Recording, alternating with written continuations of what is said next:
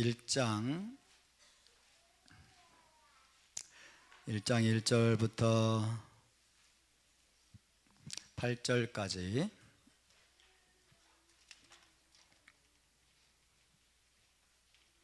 다 같이 우리 한 목소리로 봉독하겠습니다. 예슈아 마시아흐의 계시라. 이는 하나님이 그에게 주사 반드시 속히 일어날 일들을 그 종들에게 보이시려고 그의 천사를 그 종 요하난에게 보내어 알게 하신 것이라. 요하난은 하나님의 말씀과 예슈아 마시아흐의 증거 곧 자기가 본 것을 다 증언하였느니라. 이 예언의 말씀을 읽는 자와 듣는 자와 그 가운데 기록한 것을 지키는 자는 복이 있나니 때가 가까움이라. 요하난은 아시아에 있는 7교회에 편지하노니 이제도 계시고 전에도 계셨고 장차 오실 이와 그의 보좌 앞에 있는 7영과 또 충성된 증인으로 죽은 자들 가운데에서 먼저 나시고 땅의 임금들의 머리가 되신 예슈아 마시아흐로 말미암아 은혜와 평강이 너에게 있기를 원하노라. 우리를 사랑하사 그의 피로 우리 죄에서 우리를 해방하시고 그의 아버지 하나님을 위하여 우리를 나라와 제사장으로 삼으신 그에게 영광과 능력이 세세토록 있기를 원하노라. 아멘. 볼지어다 그가 구름을 타고 오시리라. 각 사람의 눈이 그를 보겠고 그를 찌른 자들도 볼 것이요 땅에 있는 모든 족속이 그로 말미암아 애곡하리니 그러하리라. 아멘. 주 하나님이 이르시되 나는 알파와 오메가라. 이제도 있고 전에도 있었고 장차 올 자요 전능한 자라 하시더라. 아멘. 자, 이번 주 토라 포션 몇 번째입니까? 24번째 파라샤입니다. 제목이 바이크라. 해봅시다. 바이크라. 부르시고, 직역하면은 그리고 그가 부르셨다. 하나님이 모세를 부르셨다라는 뜻입니다. 바이크라. 지난주에 출애굽기를 다 마쳤습니다. 출애굽기를 마치고 이제 바이크라 레이기 말씀으로 들어왔습니다. 바이크라는 24번째 파라샤의 제목인 동시에 세 번째 책, 토라의 세 번째 책의 제목이기도 합니다. 레이기를 바이크라라고 하죠. 해볼까요? 바이크라. 창세기를 뭐라고 할까요? 베레시트. 합시다. 베레시트. 출애굽기는 쉐모트. 따서 쉐모트. 레이기는 바이크라. 따서 바이크라. 민수기는 바미드바르. 따서 바미드바르. 광야에서 그런 뜻이에요. 광야에서. 민수기의 히브리적 이름입니다. 히브리 이름. 다시 봅시다. 바미드바르.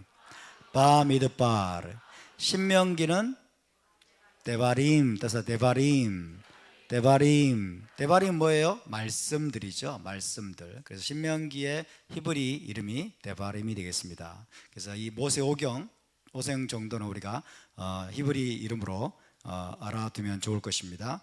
자, 이 레이기는 바이크라 레이기는 5권으로 이루어진 토라의 심장에 해당하는 책이다. 이렇게 알려져 있습니다. 토라의 심장이 뭐라고요?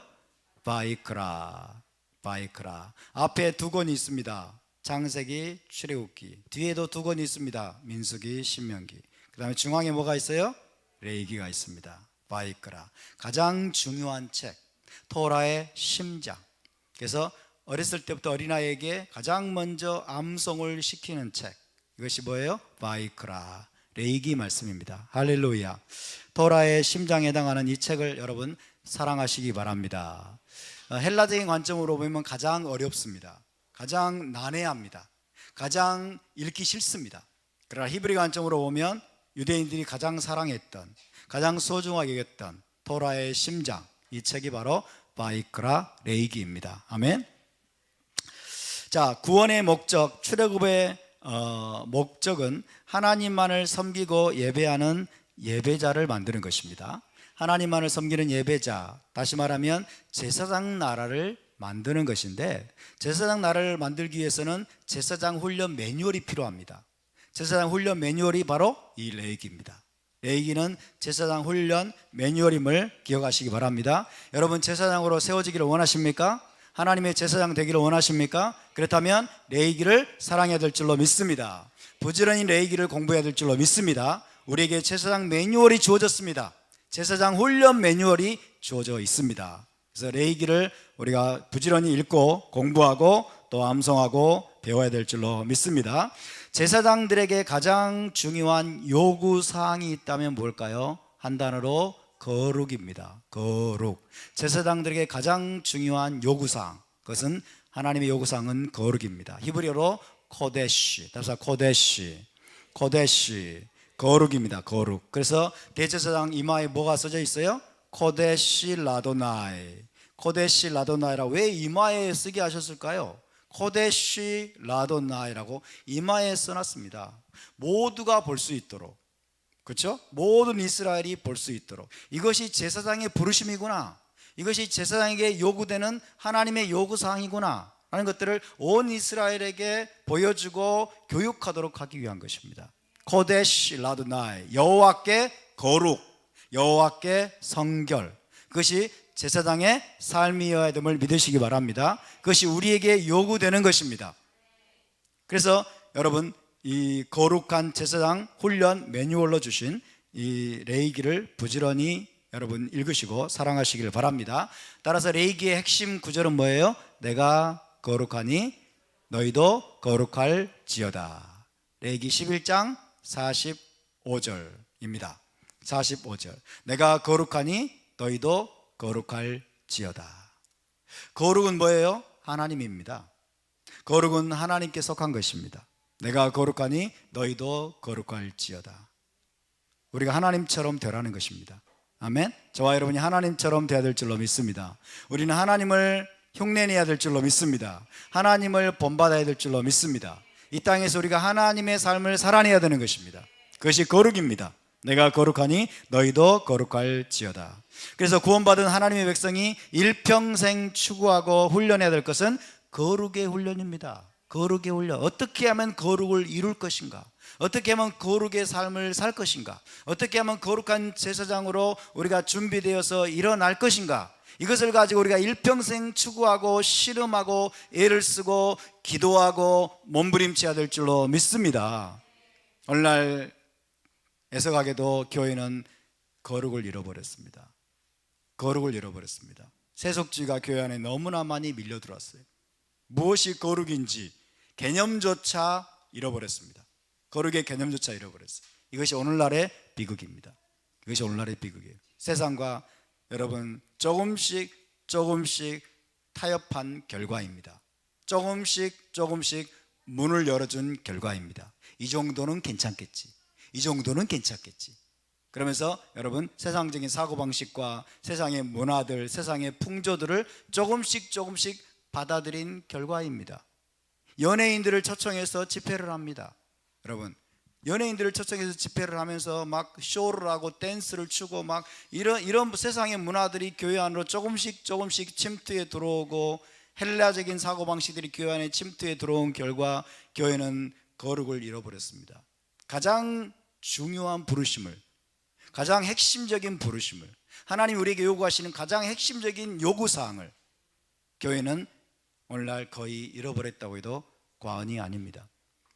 그런데 여러분 히브리서 12장에서 뭐라고 말씀하고 있는지 아십니까? 거룩함이 없으면 아무도 주를 보지 못하리라. 거룩함이 없이는 아무도 주를 보지 못하리라. 성경은 분명하게 말씀하고 있습니다. 이것이 바로 여러분 하나님의 명령임을 기억하시기 바랍니다. 그래서 레위기는 제사장 나라로 부름받은 이스라엘, 곧 우리 모두에게 가장 중요한 책이라고 믿습니다. 이번 주 파라샤 바이크라에서 하나님은 모세를 통해서 5가지 코르반을 계시하십니다. 5가지 코르반, 동물 희생 제사로 알려져 있죠. 동물 희생 제사로 알려진 이 코르반은 역겨운 것일까요? 혐오스러운 것일까요? 냄새나는 것일까요? 도저히 우리가 할 수 없는 것일까요? 많은 사람들이 이 동물 희생제사 코르반을 역겹고 혐오스럽고 구역질나고 그 다음에 절대로 하고 싶지 않은 그리고 도저히 할 수 없는 어떤 것으로 인식하고 있습니다마는, 그러나 이 코르반 계시는 아름다운 것입니다. 아멘. 이 코르반 계시는 아름다운 것입니다. 왜? 하나님이 직접 계시하신 것이기 때문에. 아멘. 그래서 이것은 여러분, 이 코르반, 이 동물희생 제사, 이 계시는 굳게 잠겨 있는 하나님의 궁전으로 들어갈 수 있게 해주는 비밀 열쇠와 같습니다. 하나님의 궁전은 굳게 잠겨 있는 거대한 성체와 같아요. 왜? 너무나 충만한 빛, 너무나 엄청난 영광, 하나님의 충만한 생명의 능력으로 가득한 곳이기 때문에 여러분, 그 거대한 성체와 같은 곳에 죄악된 인간은 도저히 들어갈 수 없는, 접근 불가. 왜? 너무나 죄악되고 너무나 더럽고 너무나 부정하고 너무나 유한한 그런 것으로 점철된 우리 인간 존재의 실상을 보면은 하나님의 성막, 하나님의 궁전은 도저히 들어갈 수 없는 어떤 자물쇠로 굳게 잠겨져 있는 거대한 성체와 같은 곳입니다. 그런데 그런 상황을 타개하고 굳게 잠겨진 자물쇠를 열어줄 비밀 열쇠를 하나님이 직접 주셨는데, 그게 바로 코르반입니다. 그게 바로 동물 희생제사 계시입니다. 할렐루야. 그 비밀 열쇠를 사용하기만 하면 인간은 누구라도 하나님의 궁전 안에 들어가서 그분을 대면하고 그분의 영광에 참여할 수 있다라고 하신 것입니다. 얼마나 놀랍고 감사한 일입니까? 다른 방법으로는 접근 불가합니다. 다른 방법으로 하나님의 임재 앞에 나갈 수가 없습니다. 하나님의 궁전에 들어갈 수가 없습니다. 굳게 잠겨 있습니다. 굳게 잠겨서 어떤 방법으로도 그 자물쇠를 열 수가 없습니다. 근데 하나님은 5가지 코르반 계시를 통해서 인간에게, 모세에게 비밀 열쇠를 주신 거예요. 이 열쇠를 사용해서 들어와라. 이 열쇠를 사용하기만 하면 너희는 나의 궁전으로 들어올 수 있다라고 말씀하신 것입니다. 이것이 어떻게 무거운 짐입니까? 이것이 어떻게 우리를 올가매는 올무입니까?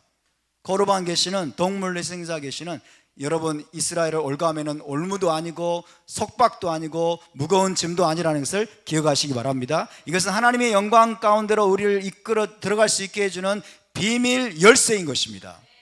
할렐루야. 하나님께서 5가지 비밀 열쇠를 주셨습니다. 5가지 종류의 비밀 열쇠. 첫째, 올라. 따라서 올라는 번제입니다. 번제.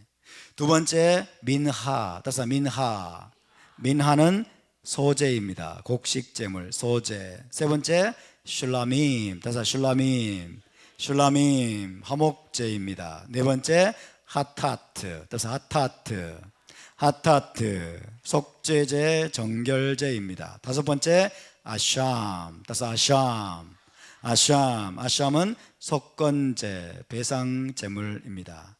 그래서 다양한 상황에 따라서 이 5가지 비밀 열쇠들을 적절히 사용하면, 이스라엘 백성은 언제든지 하나님의 궁전 안으로 들어갈 수 있는 권한을 갖게 된 것입니다. 할렐루야. 코르반 계시를 주신 하나님을 찬양합니다. 동물희생제사 계시를 주신 하나님을 찬양합니다. 자, 이 5가지 코르반을 다 설명하려면 3박 4일도 걸립니다. 3박 4일도 아니 더 걸리죠.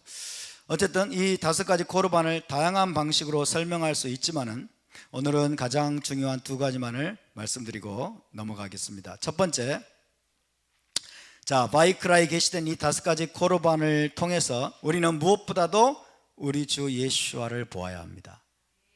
레위기 1장에서 우리는 예수와를 보아야 되고, 2장에서 3장에서 4장에서 5장에서 저와 여러분은 예수와를 보아야 될 줄로 믿습니다. 그 모든 코르반이 여러분 장차 오실 메시아를 보여주는 예언적인 그림임을 기억하시기 바랍니다. 거기서 우리는 예수와를 만나는 것입니다. 거기서 우리는 예수와를 보는 것입니다. 예수와의 희생을 우리는 거기서 볼 수 있는 눈이 열려야 될 줄로 믿습니다. 실제로 여러분 신약성경에 보면은 그것을 직접적으로 말씀하고 있습니다. 침례 요한이 뭐라고 말씀했습니까? 예수와께서 다가오는 것을 보시고 보라, 세상 죄를 지고 가는 하나님의 어린 양이로다. 할렐루야.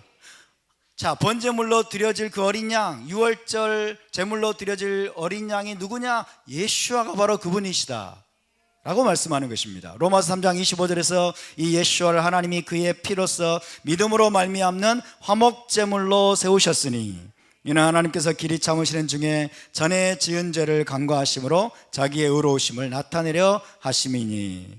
화목제물이 누구입니까? 예수아이십니다. 궁극적인 화목제물이 예수아입니다.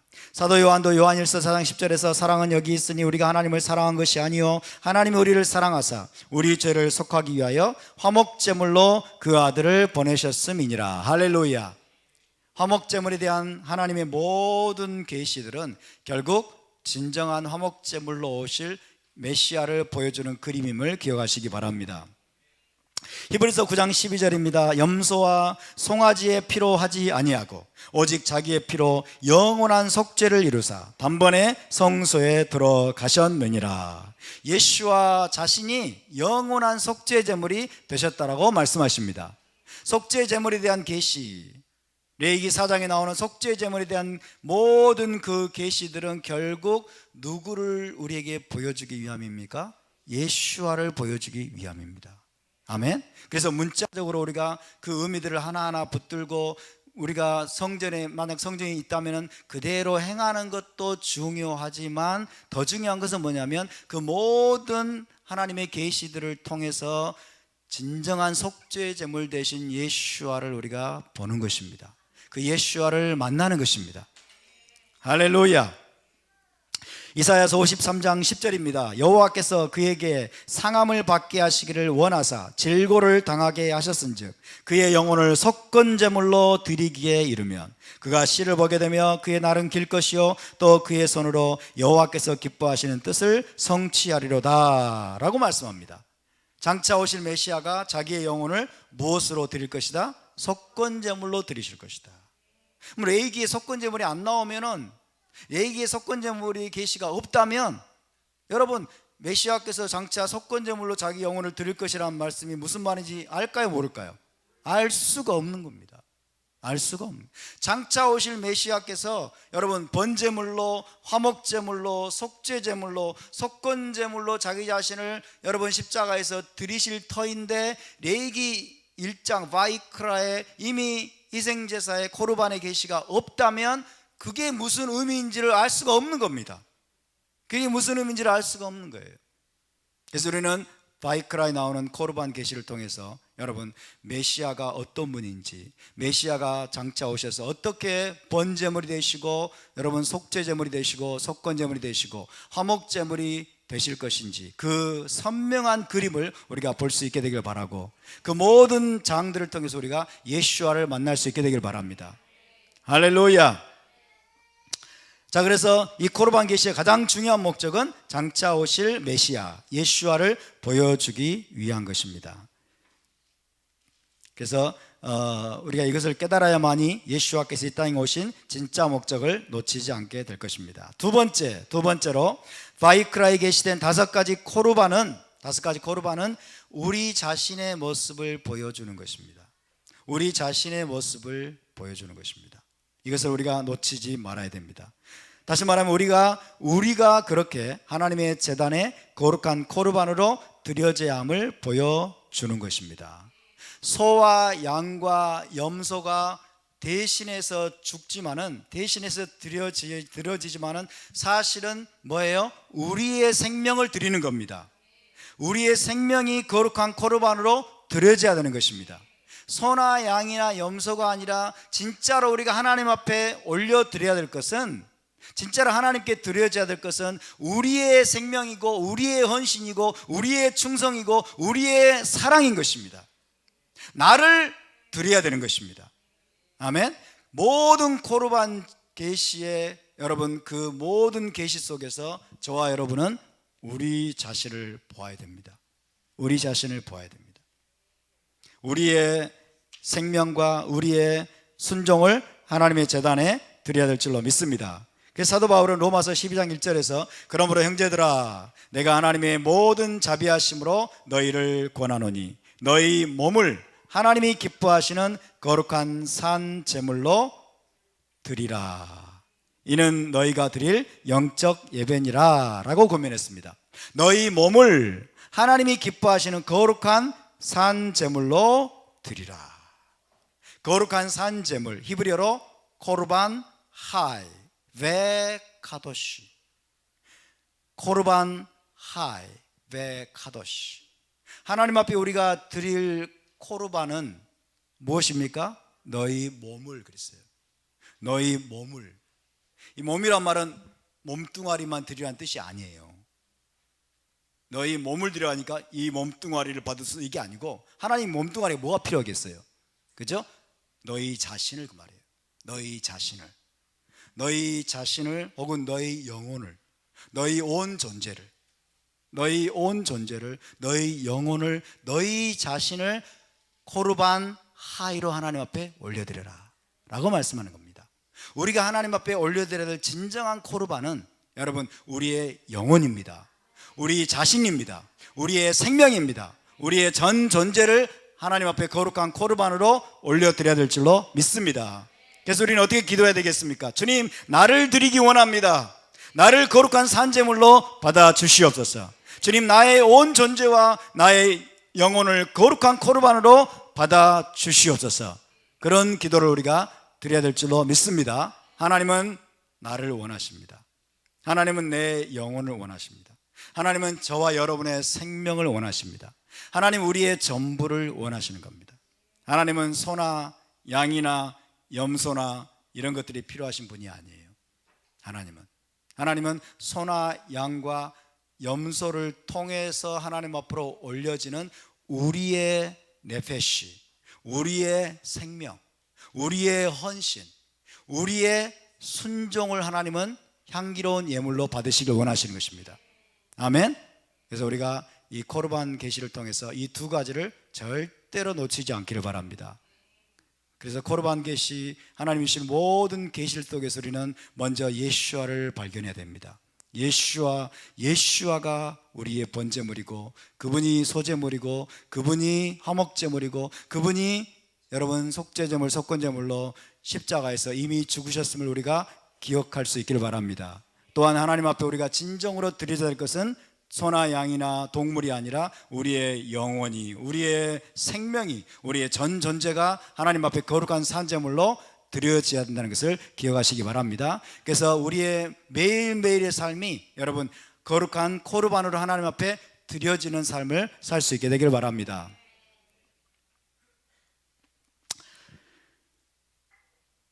자, 이제 이 정도 마치고요. 지난주에 이어서 오늘은 계시록 24강을 함께 나누도록 하겠습니다. 오늘 24강입니다. 파라샤도 24번째 파라샤인데 계시록 강의도 24번째입니다. 주님 오시기 전까지 계시록을 해야 될 것 같아요. 계시록 강의를 하다가 주님이 오시면 참 좋을 것 같아요. 주님이 속히 오실 것을 믿습니다. 자, 1장 7절을 다 함께 읽습니다. 1장 7절 7절 시작. 볼지어다 그가 구름을 타고 오시리라. 각 사람의 눈이 그를 보겠고 그를 찌른 자들도 볼 것이요 땅에 있는 모든 족속이 그로 말미암아 애곡하리니 그러하리라. 아멘. 볼지어다 그가 구름을 타고 오시리라. 각 사람의 눈이 그를 보겠고 그를 찌른 자들도 볼 것이요 땅에 있는 모든 족속이 그로 말미암아 애곡하리니 그러하리라. 아멘.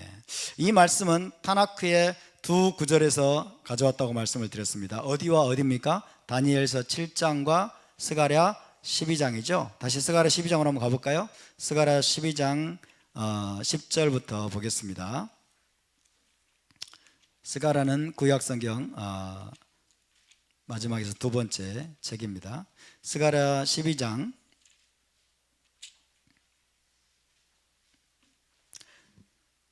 자, 10절에서 14절까지 다시 한번 우리 함께 읽습니다. 시작. 내가 다윗의 집과 예루살렘 주민에게 은총과 간구하는 심령을 부어주리니 그들이 그 찌른 바 그를 바라보고 그를 위하여 애통하기를 독자를 위하여 애통하듯 하며 그를 위하여 통곡하기를 장자를 위하여 통곡하듯 하리로다. 그날에 예루살렘에 큰 애통이 있으리니 무깃도 골짜기 하다드림몬에 있던 애통과 같을 것이라. 온 땅 족속이 따로 애통하되 다윗의 족속이 따로하고 그들의 아내들이 따로하며 나탄의 족속이 따로하고 그들의 아내들이 따로하며 레이의 족속이 따로하고 그들의 아내들이 따로하며 시므이의 족속이 따로하고 그들의 아내들이 따로하며 모든 남은 족속도 각기 따로하고 그들의 아내들이 따로하리라. 이제 의미들이 좀 들어오십니까? 지난주에 들은 말씀에 근거해서 이 의미들이 어느 정도 들어오시죠? 예, 소수의 남은 자만이 대답을 하시는군요. 자, 여기 12장 12절에는 온 땅 각 족속이 따로 애통하되 그렇게 되어 있습니다. 온 땅 각 족속이 따로 애통하되, 14절에 보니까 모든 남은 족속이 각기 따로하고, 그래서 이 족속이란 단어가 중요합니다. 족속이란 단어. 족속 혹은 종족으로 번역된 미시페호트, 미시파호트, 페호트 그렇습니다. 미시페호트로 되어 있는데 이거는 이제 연계형이고요. 기본적으로는 미시파하예요. 따라서 미시파하. 미시파하보다 더 큰 개념은 마테입니다. 마테. 미시파하보다 더 작은 개념은 뭐죠? 베이트 아브라고 그랬어요. 베이트 아브. 수많은 베이트 아브들이 모여서 미시파하를 형성을 하고, 수많은 미시파하들이 합쳐져서 하나의 뭐가 된다? 마테가 된다. 마테는 지파예요. 지파. 그래서 다윗의 족속 그랬어요. 다윗의 족속, 나단의 족속, 그 다음에 시므이의 족속, 이렇게 말했습니다. 미시파하.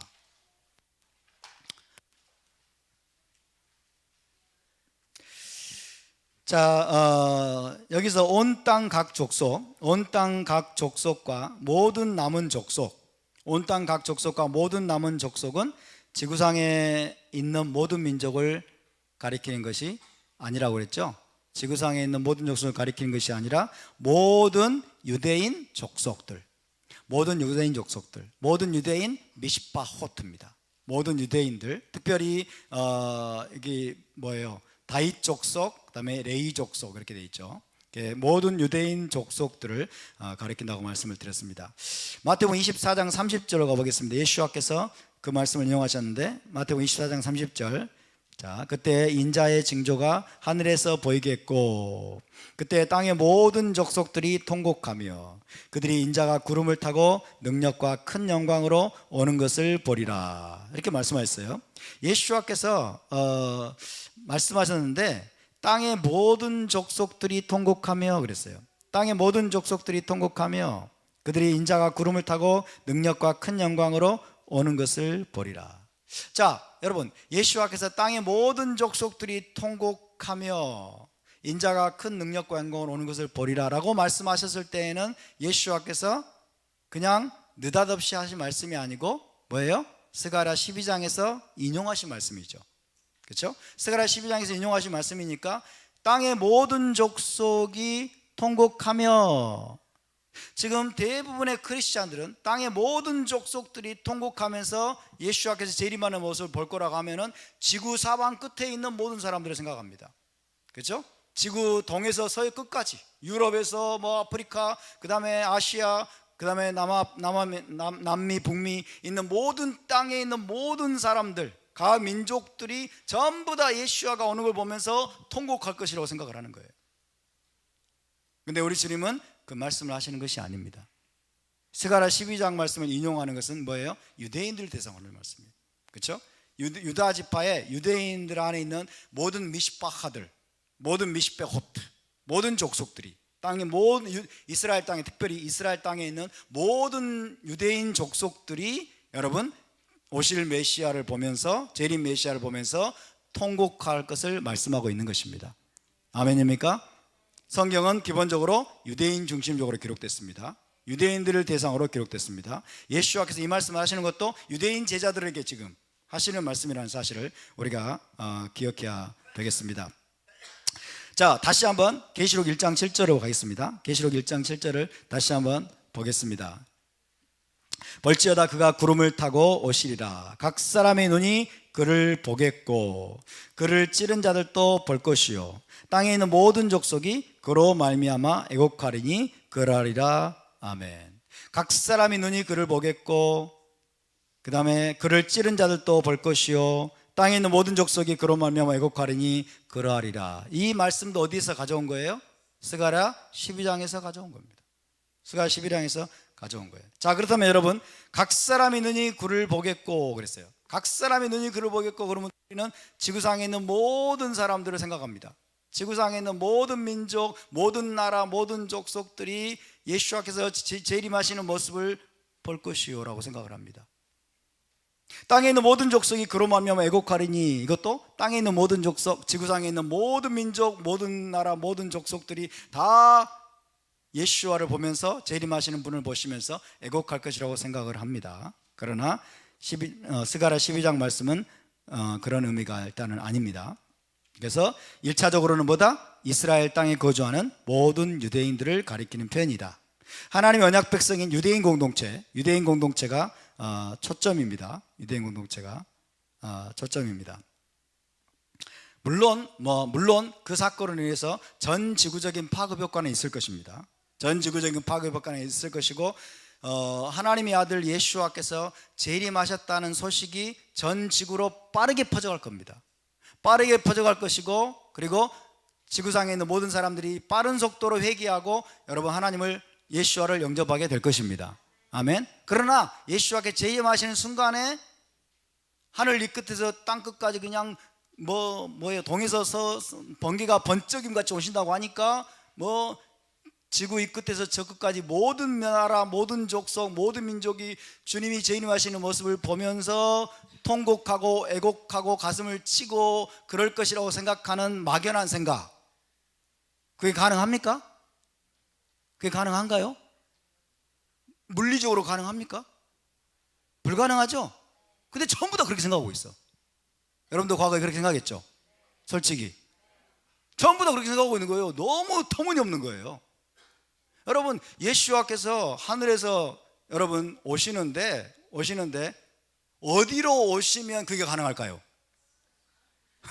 어디로 오시면 지구 70억의 인구가 한꺼번에 주님 오신 거 한꺼번에 보면서 어디로 오시면 그게 가능할까요?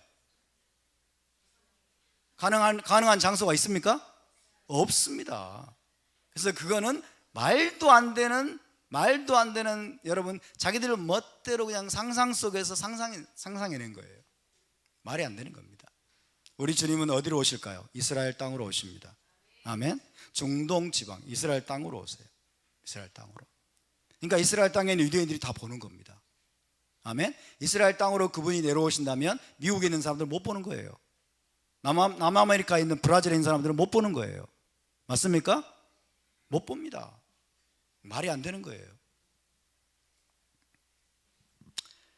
여러분 한번 생각해 보시기 바랍니다. 장차 공중에서 재림하시는 예수와를 볼 때,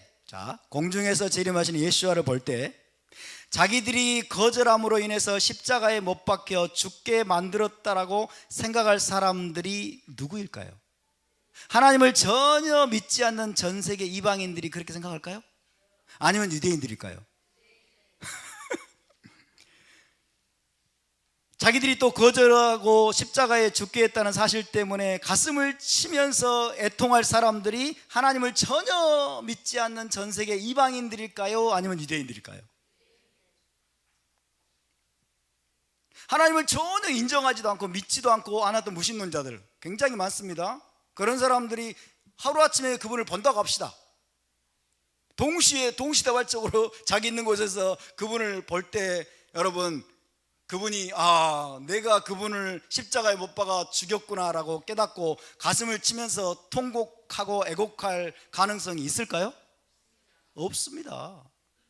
제로입니다. 제로예요.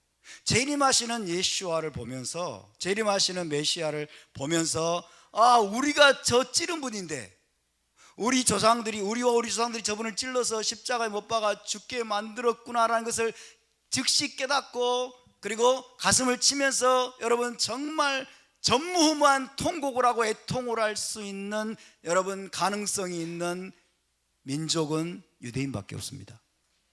아멘? 유대인밖에 없습니다.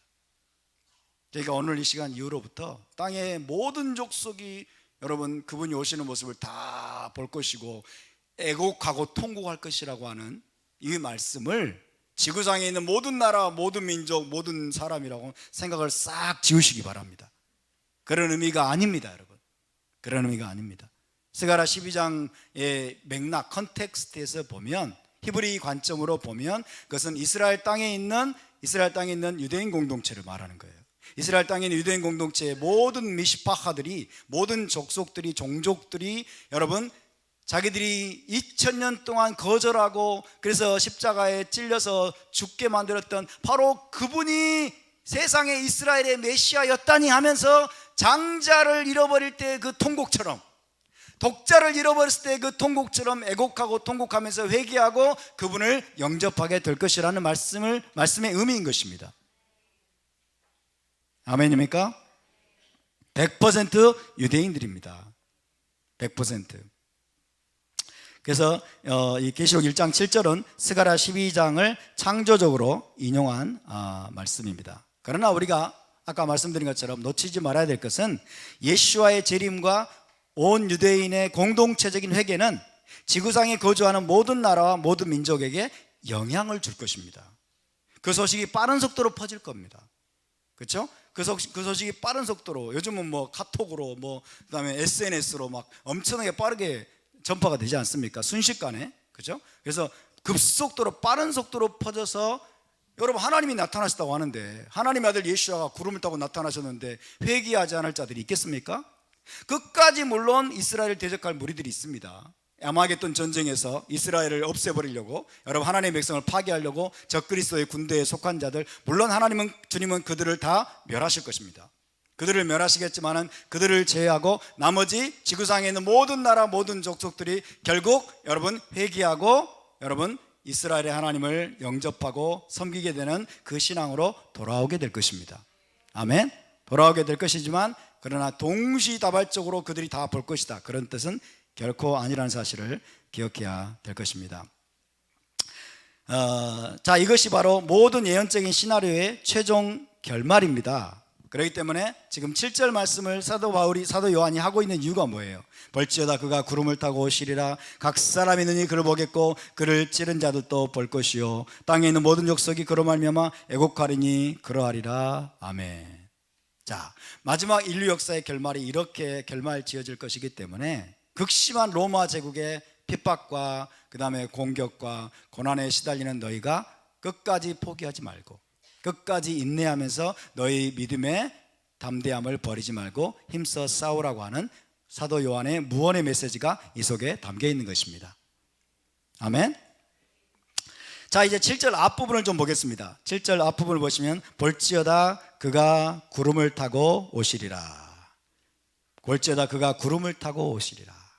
어떻게 오신다고요? 구름을 타고 오시리라. 누가? 메시아께서, 예수와께서 구름을 타고 오실 것이다. 구름을 타고. 구름 타는 게 좋긴 좋은가 봐요. 구름 타는 게 좋긴 좋으니까 손오공도 구름 타고 다녔죠. 손오공도 구름 타고 다니고, 그렇죠? 그 다음에 엄청난 쇼를, 대단한 쇼를 하고 막 엄청난 TV 스타들이 막 등장할 때 막 드라이 아이스가 막 뿌려지잖아요. 드라이, 구름 속에서 막 나타나요. 이 다 성경에서 가져온 거예요. 이 성경에서. 사탄은 흉내내는 자들입니다. 자, 마태복음 24장 30절을 다시 보겠습니다. 예수와께서 다니엘서를 인용하신 마태복음 24장 30절 주님이 또 하신 말씀 다시 봅니다. 시작. 그때 인자의 징조가 하늘에서 보이겠고 그때 땅의 모든 족속들이 통곡하며 그들이 인자가 구름을 타고 능력과 큰 영광으로 오는 것을 보리라. 인자의 징조가 하늘에서 보이고 구름을 타고 인자가 능력과 큰 영광으로 오는 것을 보리라. 이렇게 말씀했습니다. 인자의 징조가 하늘에서 보인다는 거예요. 인자의 징조가 하늘에 나타난다는 거예요. 특별히 어디 하늘일까요? 이스라엘의 하늘입니다. 이스라엘의 하늘에 인자의 징조가 나타나니까 유대인들이 주목하게 되겠죠. 그렇죠? 온 유대인들이 주목하면서 구름을 타고 오시는 그분을 이제 여러분 보게 되는 것입니다. 마태복음 26장으로 가볼까요? 26장 64절에서도 주님 말씀하셨습니다. 26장 64절. 마태복음 26장 64절.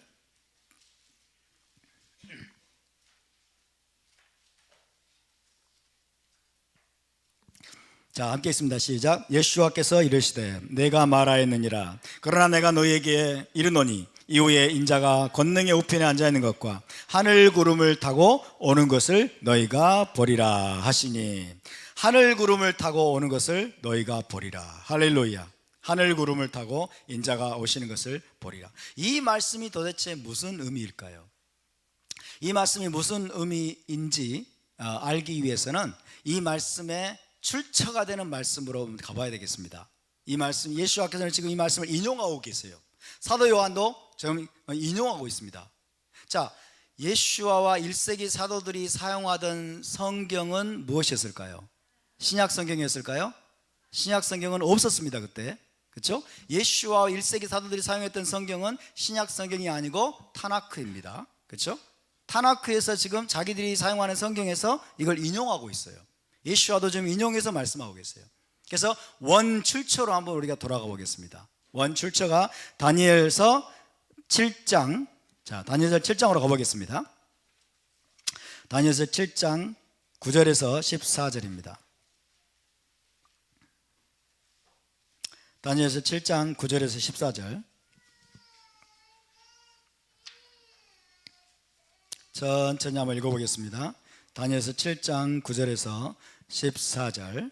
자, 한 절씩 우리 교독해 볼까요? 7장 9절부터 9절을 제가 있습니다. 내가 보니 왕좌가 놓이고 옛적부터 항상 계신 이가 좌정하셨는데 그의 옷은 희기가 눈 같고 그의 머리털은 깨끗한 양의 털 같고 그의 보좌는 불꽃이요 그의 바퀴는 타오르는 불이며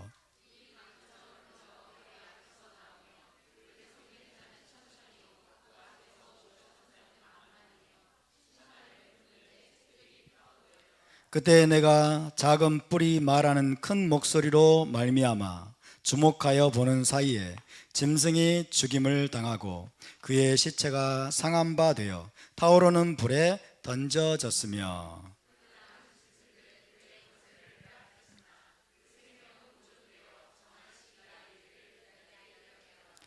다 같이 내가 또 밤 환상 중에 보니 인자 같은 이가 하늘 구름을 타고 와서 옛적부터 항상 계신 이에게 나아가 그 앞으로 인도되매 그에게 권세와 영광과 나라를 주고 모든 백성과 나라들과 다른 언어를 말하는 모든 자들이 그를 섬기게 하였으니 그의 권세는 소멸되지 아니하는 영원한 권세요 그의 나라는 멸망하지 아니할 것이니라.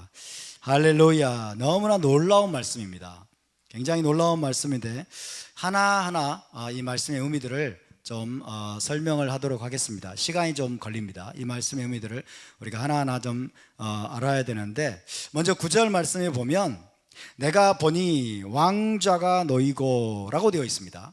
내가 보니 왕좌가 놓이고. 그래서 참 번역이 정말 아쉬워요.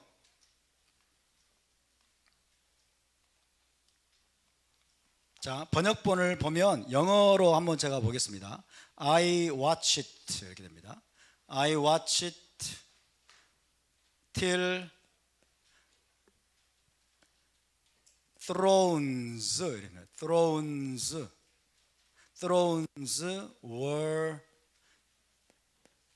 in place or put in place. 내가 보았다, 지켜보았는데 뭐예요? 보좌들입니다. 보좌들이 지금 놓여 있는 것을 본 거예요. 보좌들이 놓여 있는 모습을 본 겁니다. 우리말에는 뭐가 돼 있어요? 왕좌라고 돼 있죠? 왕좌가 놓여 있었다. 그러면 우리는 뭘 상상합니까? 하나 왕좌 몇 개가 하나의 보좌가 하나의 왕좌가 설치되어 있는 것을 상상을 하게 되는데 원문에 보니까 thrones예요. thrones 보좌들이 놓여 있는 거예요. 보좌들이라 하면 무엇입니까? 보좌가 한 개가 아니고 둘 이상이라는 뜻이죠. 둘 이상의 보좌가 있는 거예요. 둘 이상의 왕좌가 놓여 있는 겁니다. 지금 이곳은 어디예요? 하늘에 있는 궁전입니다. 하늘에 있는 궁전, 하나님의 보좌가 놓여 있는 방입니다. 하늘의 궁전에 둘 이상의 보좌들이 있는 거예요. 하나가 아니고 둘 이상의 보좌들. 접수가 되십니까? 보좌가 둘 이상이다. 아니, 하나님은 한 분이신데 왜 보좌가 둘 이상일까요? 하나님은 한 분이신데 왜 보좌가 둘 이상일까요? 하늘 보좌가 있는 방에는 하나님 한 분만이 왕으로 앉아 계실까요? 아니면 둘 이상의 존재가 앉아 계실까요? 어떻게 생각하십니까? 하늘의 궁전에, 하늘의 왕궁에 하나님 한 분만이 보좌의 왕으로 앉아 계실까요? 아니면 둘 이상의 존재가 여러분 보좌에 앉아 계실까요? 투표로 결정을 한번 해볼까요? 투표로? 여기 보니까 보좌들이잖아요. 보좌들이라 하면 둘 이상입니다. 둘 이상. 그럼 우리는 이렇게 생각할 수 있겠죠. 아, 성부, 성자, 성령이 앉아 계시는구나. 그럴까요? 그럴까요? 안 그럴까요? 헷갈리시네. 신앙생활 제대로 하신 거 맞습니까? 신앙생활 몇십 년 하셨어요? 도보라 집사님, 신앙생활 몇십 년 하셨습니까? 네? 50년 하셨는데 50년? 신앙생활? 자, 다시 한번 묻습니다. 하늘의 왕궁에 유일하신 하나님만이 보좌의 왕으로 앉아 계실까요? 아니면 둘 이상의 존재가 보좌에 앉아 있을까요? 말하자면 성부, 성자, 성령이 나란히 보좌에 앉아 있을까요? 어떻게 생각하십니까? 어린이는 조용하세요. 네가 암을 얼마나 한다고 그래. 자, 한번 투표를 한번 해보겠습니다. 거수로 한번. 자, 오직 하나님 한 분만이 보좌의 왕으로 앉아 계실 것이다 라고 생각하시면 손 한번 들어보세요. 자, 눈치 보다가 들지 마시고 소신껏 소신껏. 예, 하나님, 유일하신 하나님께 충성을 맹세한 분들입니다. 이분들은. 자, 그 다음에 두 번째로 둘 이상의 존재 혹은 성부, 성자, 둘 이상이 하지 마. 성부, 성자, 성령이 보좌에 앉았을 것이다. 이 삼신론자들이네, 이 사람들은.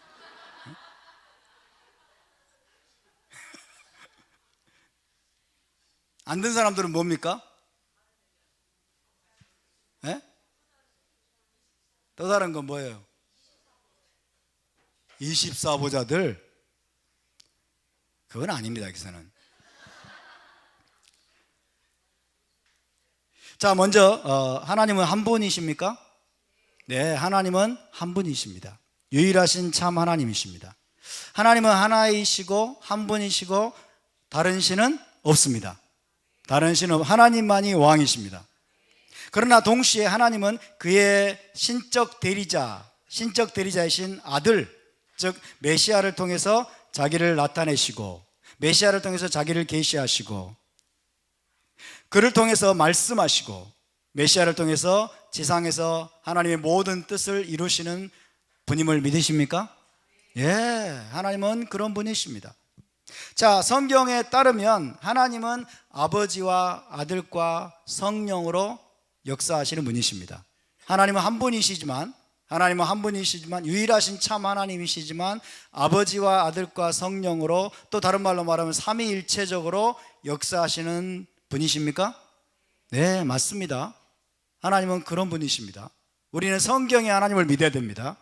아멘. 그렇지만 그 셋은 완벽한 하나입니다. 아버지와 아들과 성령은 완벽한 하나, 에하드이십니다. 에하드. 그럼에도 불구하고 아버지와 아들과 성령은 서로 구별되는 존재일까요? 아닐까요? 서로 구별이 됩니다. 아시겠죠? 서로 구별되는 존재이면서 완벽한 하나, 완벽한 에하드를 이루는 분이 우리가 섬기는 이스라엘의 하나님이십니다. 성경을 한번 찾아보겠습니다. 마태복음 3장 16절에서 17절입니다. 마태복음 3장 16절에서 17절.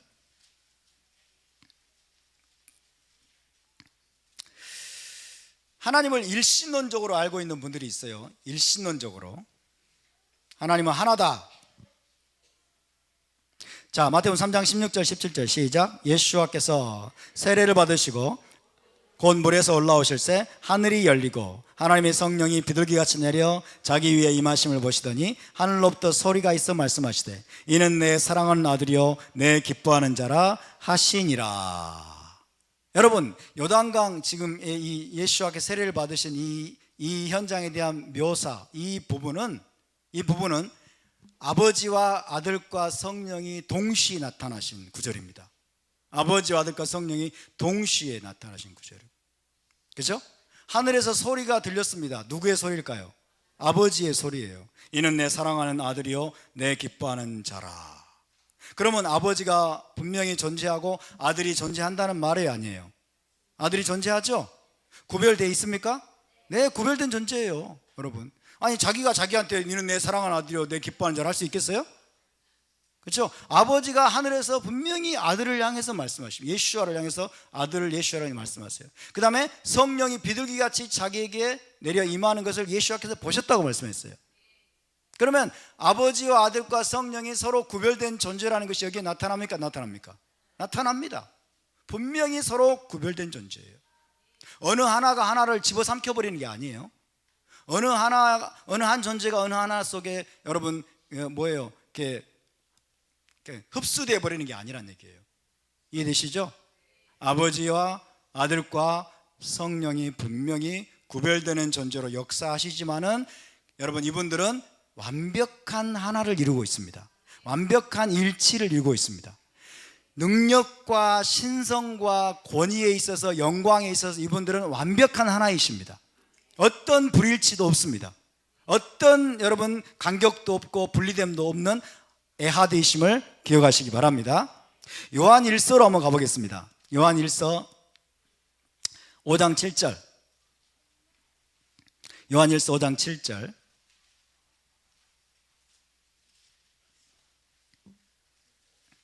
요한 1서 5장 7절. 자, 여러분이 한번 읽어주세요. 시작.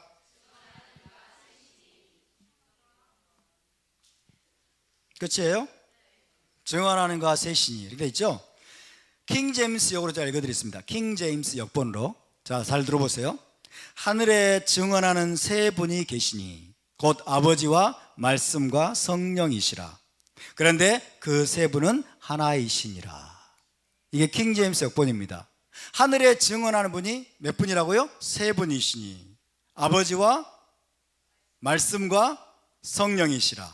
그런데 이 세 분은 하나이시라. 하나이시라. 그렇게 되어 있습니다. 그래서 아버지와 말씀 되신 예수아와 성령이 하늘에 계셔서 증언을 하시는데 그 셋은 완전한 에하드이시다. 완전한 하나이시다 라는 것이 우리 사도들의 신앙이었고 우리 사도들의 가르침입니다. 우리 사도들은 하나님을 삼위일체적으로 이해했다는 것을 기억하시기 바랍니다. 아멘. 삼위일체적으로 하나님은 그냥 일신론이 아니에요.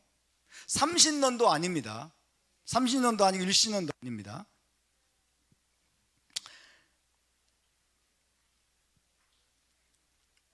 아버지와 아들과 성령은 신성과 권위와 영광과 능력에 있어서 완전한 하나이시지만 그럼에도 불구하고 그 세 분 사이에는 분명한 구별이 있고 또 뭐가 있어요? 분명한 질서가 있습니다. 신적인 질서가 있습니다. 신적인 질서가 있다는 걸 기억하시기 바랍니다. 자, 이 신적인 질서에 따르면 가장 높고 탁월하신 분이 누구십니까? 아버지이십니다. 아버지 하나님이 여호와 하나님이시죠. 여호와 하나님, 아버지 하나님이 가장 높고 뛰어나시고 탁월하신 분이시고 모든 것을 주관하시고 섭리하시는 분이십니다. 모든 걸 주관하시고 섭리하시고 계획하시고 만유를 운행하시는 분이십니다. 이것이 우리 아버지이십니다. 할렐루야. 그 다음에 아들 예슈아는 어떻습니까? 아들 예슈아는 아버지의 권위에 전적으로 복종하시면서 자기를 낮추시는 분이십니다. 할렐루야. 예슈아의 성품이 그렇습니다. 아들 예슈아는 아버지의 권위에 전적으로 순복하시고 복종하시면서 자기를 낮추시는 분이십니다. 아들은 오직 아버지의 말씀만을 전하시고 아버지의 뜻만을 이루시는 분이십니다. 아멘. 이 아들 예슈아는 근본 하나님의 형상이셔요. 하나님의 형상이시나 자기가 하나님과 동등됨을 취할 것으로 여기지 아니하시고 자기를 비웠다고 그랬어요. 자기를 낮추셔서 여러분 사람의 모양으로 이 땅에 나타나셨고 아버지께 복종하셨으니 뭐하기까지? 죽기까지 복종하셨다. 할렐루야. 죽기까지 복종하셨다. 아니 하나님이 그냥 일이라면 어떻게 이게 가능합니까? 하나님은 단순히 야하드가 아니 야히든가 야하든가 아니에요.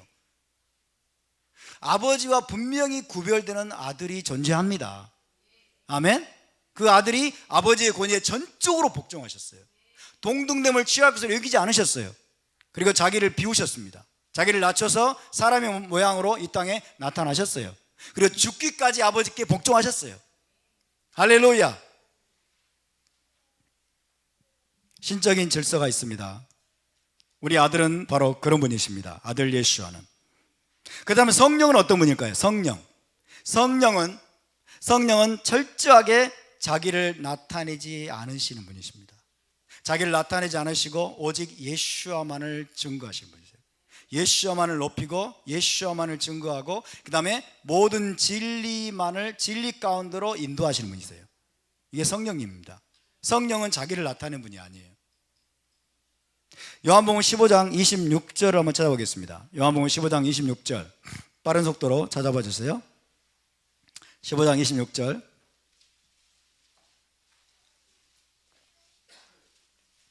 사도 요한에게 예수와께서 직접 하신 말씀입니다. 15장 26절 시작. 내가 아버지께로부터 너희에게 보낼 보혜사 곧 아버지께로부터 나오시는 진리의 성령이 오실 때 그가 나를 증언하실 것이요. 성령은 누구를 증거하십니까? 예수와를 증거합니다. 예수와를 드러내시고 예수와를 계시하시고 예수와를 증거하시는 분이십니다. 16장 13절 14절 요한복음 16장 13절 14절 16장 13절 14절 자 시작. 그러나 진리의 성령이 오시면 그가 너희를 모든 진리 가운데로 인도하시리니 그가 스스로 말하지 않고 오직 들은 것을 말하며 장래 일을 너희에게 알리시리라. 그가 내 영광을 나타내리니 내 것을 가지고 너희에게 알리시겠음이라. 할렐루야. 성령은 모든 진리 가운데로 여러분 이스라엘 백성을 인도하시는 분이시고 성령은 오직 예수와를 증거하고 예수와를 드러내고 예수와가 메시아임을 나타내시는 분이십니다. 성령은 자기 마음대로 말하는 분이 아니라고 말씀했어요. 자기 스스로 말하지 않는다고 말씀했어요. 오직 들은 것을 말씀한다. 누구로부터? 아버지로부터 예수와께로부터 들은 것을 말씀하시며 장래일을 너에게 알리시리라. 내 영광을 나타낸다고 그랬어요. 예수와의 영광을 나타낼 것이고 내 것을 가지고 너에게 알리실 것이다. 다시 말하면 성령은 자기를 드러내지 않으십니다. 성령은 자기의 존재감이 가장 여러분 드러나지 않는 존재가 바로 성령이십니다. 이해되십니까? 자, 여기서 다시 한번 분명히 여러분에게 말씀드리고 싶은 것은 우리의 기도의 대상은 아버지 하나님이십니다. 아멘. 우리의 기도의 대상은 아버지 하나님. 너희는 이렇게 기도하라. 아비노 쉐바샤마이. 하늘에 계신 아버지여 그랬어요. 하늘에 계신 아버지여, 너희가 나에게 구하지 말고 이제는 내 이름으로 아버지께 구하라고 말씀하세요. 이해되십니까? 우리의 기도의 대상은 아버지 하나님이십니다. 기도의 대상은 아버지 하나님이고 그럼 누구의 이름으로? 예수와의 이름으로. 예수와의 이름으로 기도한다면 뭐래요? 예수와가 중재자란 뜻이에요. 혹은 보증인이란 뜻입니다. 예수와가 중재자가 되시고 보증을 서시는데 그 보증인을 의지해서 우리가 아버지께 기도하는 거예요. 이해되십니까? 성령은 뭡니까? 성령은 우리의 기도를 이루시는 분입니다. 우리의 기도를 이루시는 분이에요. 그리고 이 땅에서 아버지의 뜻을 이루시는 분입니다. 그런데 여러분, 이것이 굉장히 중요한 문제입니다. 아무것도 아닌 문제처럼 보일지라도 여러분, 우리가 이 성경적인 가르침, 이 성경적인 여러분 이 구조, 이것들을 우리가 분명히 이해하고 그 방향으로 자꾸 지향해서 나가야 돼요. 그런데 잘못된 사고들이 교회 안에 들어오면서 어떤 문제가 발생하냐면 그냥 예수님께 기도하는 거예요. 그냥 예수님께. 주일학교에서도 맨날 예수님 막 예수님께 기도하는 걸 가르쳐요. 그것이 명백하게 잘못됐다라고 말하기는 어려울지라도 여러분, 예수와께서 직접 말씀하셨어요. 아버지께 기도하라고 말씀했어요. 예수와의 이름으로 아버지께 기도합니다. 아멘. 더 심각한 문제는 뭔지 아세요? 성령께 기도하는 거예요. 그러니까 틈만 나면 성령님만 부르는 사람이 있어요. 성령님 오시옵소서. 성경에 어디 그게 있어요? 예? 성령님 오시옵소서. 성경에 어디 있어요? 물론 그런 기도에 하나님이 알아듣지 못한다는 뜻은 아니에요. 그렇죠? 우리가 그렇게 해도 하나님은 알아들으시죠. 그러나 우리가 그렇게 함으로써 성경의 초점을 놓친다는 거예요. 성경의 중요한 메시지를 놓치고 초점을 놓쳐버린다는 거예요. 성령님 하면서 은사지로 나간다 그 말이에요. 이해되십니까? 성경 어디에도 성령님 오시옵소서라고 기도하는 구절이 없어요. 아버지께 구할 때 성령이 부어지는 겁니다. 아버지께 구할 때 성령이 임하는 것이고, 아버지께 구할 때 성령이 역사하고 은사도 우리에게 주어지는 거예요. 아멘? 그러니까 아버지, 아들, 성령, 이것을 등가로 생각을 하는 사람들이, 등가. 하늘 보좌에 아버지와 아들과 성령이 딱 이 세 분처럼 동등한 존재처럼 하늘 보좌에 앉아있다고 생각을 하고 등가로 생각을 하니까 여러분, 삼신론적으로 생각을 하고 상대적으로 아버지의 존재는 너무 미미해져 버렸어요. 우리 기독교에서 아버지의 존재는 미미해져 버렸고, 예수와가 아버지를 대체했다고 생각하는 그 사고 속에 빠질 정도예요. 구약은 여호와지만 신약은 예수님이야, 이렇게 생각하는 거예요. 이해되십니까? 그런데 결코 그것이 아닙니다, 여러분. 그러니까 예수님이 아버지를 대체했다고 생각하는 신약적인 사고, 예수님을 중요시하는. 그래서 아버지는 이제 캐캐 묵으신 분, 그래서 아버지는 더 이상 아무것도 하지 않고 예수님이 모든 걸 주관한다고 생각해서 맨날 예수님께 기도하고, 예수님 도와주세요, 예수님 해주세요, 예수님 그리고 예수님의 이름으로 기도합니다. 말이 돼요? 예수님께 계속 기도하다가 마지막에 예수님의 이름으로 기도합니다. 그러니까 말도 안 되는 행위를 하고 있는 거예요. 우리가 생각을 좀 하자고요. 우리가 더 극단은 뭐냐? 성령님께 구하는 거예요. 입만 열면 성령님 도와주세요, 성령님 역사해 주세요, 성령님 함께 해주세요, 성령님 길을 열어주세요, 성령님 천사를 보내주세요. 근데 여러분, 신구약 성경을 찾아보세요. 성령님께 기도하는 장면이 어디 있습니까? 없습니다. 성령님은 자기를 드러내지 않으시는 분이세요. 성령님은 자기의 존재감을 드러내지 않으세요. 성령은 예수와를 증거하는 분이고, 예수와의 영광을 나타내시는 분이고, 예수와를 높이시는 분이십니다. 아멘? 다시 분명히 말씀드립니다. 우리가 정리정돈을 해야 돼요. 하나님의 신적인 질서가 있어요. 삼위일체적으로 역사하시지만은, 아버지와 아들과 성령이 함께 역사하고 애하드로 존재하시지만은 여러분, 분명한 질서가 있습니다. 아버지가 지금도 모든 것을 주관하시고 섭리하시고 아버지께서 만유를 지금 관장하고 계심을 믿으시기 바랍니다. 아멘. 그 아버지의 권위에 아들 예수와는 절대적으로 복종합니다. 절대적으로 순종합니다. 아버지의 뜻만을 행하시는 분이십니다. 아버지를 계시하시는 분이 예수와이십니다. 할렐루야. 아버지를 높이는 분이에요. 아버지를 높이는 분이고, 그리고 성령은 자기를 나타내지 않으세요. 거의 나타내지 않습니다. 그리고 우리가 예수와의 이름으로 아버지께 기도하고 우리가 아버지의 뜻을 행할 때 성령께서 우리를 도우십니다. 보이지 않는 방식으로 우리를 도우시고, 성령께서 때로는 우리에게 물론 증언도 하시고, 그렇죠. 그러나 성령은 자기를 거의 드러내지 않으세요. 그래서 우리가 이 질서를 잡아야 될 줄로 믿습니다. 거룩한 하나님의 질서를 우리가 잘 알아야 돼요. 잘 알아야 돼요. 하나님은 지금 여러분 잠자고 계시는, 아버지는 잠자고 계시는 분이 아니에요. 아버지 하나님 잠자고 계시지 않습니다. 아버지께서 여전히, 여호와 하나님이 지금 여전히 여러분 모든 것을 주관하시고 섭리하시고 온 우주를 지금 운행하고 계시고 아버지의 뜻을 지금 이루어가고 계심을 믿으시기 바랍니다. 아멘. 그러므로 여러분 한번 여러분이 기도하는 모습을 한번 점검해 보세요. 나는 누구에게 기도하는가? 나는 누구에게 기도하는가? 그래서 나도 모르게 튀어나오는 게 있어요. 습관적으로 나도 모르게 튀어나오는, 하나씩 하나씩 우리가 고쳐나가야 됩니다. 하나씩 하나씩 고쳐나가서 우리가 이 성경의 원리들을 우리가 하나씩 조금씩 타협하게 되면 엉뚱한 게 들어오는 거예요. 아까 말씀드린 대로 은사주의가 들어오고, 그렇죠? 잘못된 방향으로 자꾸 나가게 되는 거예요. 예수와의 이름으로 아버지께 구하시기 바랍니다. 아멘. 내 이름으로 너희가 무엇인지 구하는 대로 아버지께서 주실 것이라고 말씀하셨어요. 할렐루야. 그럴 때 성령이 역사하십니다. 성령님 오시라고 말할 필요가 없어요. 여러분, 성령님 오십시오라고 간구할 필요가 없어요. 우리가 아버지 하나님과 언약 관계고 하나님 우리 아버지시고 우리가 그분의 자녀가 되었다면 우리가 기도하고 우리가 하나님의 순종해서 행할 때 성령이 우리 가운데 역사하시는 거예요. 아멘. 꼭 사람들이 뒤로 벌렁 넘어지고 막 은사가 임하고 막 이래야만 성령이 역사한다고 생각하는데 전혀 그렇지 않습니다. 전혀 그렇지 않아요.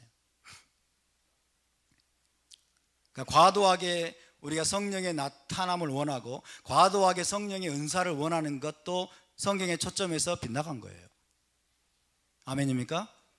그래서 우리가 이 질서를 다시 한번 바로 세울 수 있게 되길 바랍니다.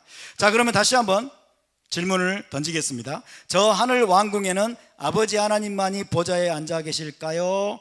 아니면 성부, 성자, 성령 세 분이 보좌에 앉아 계실까요?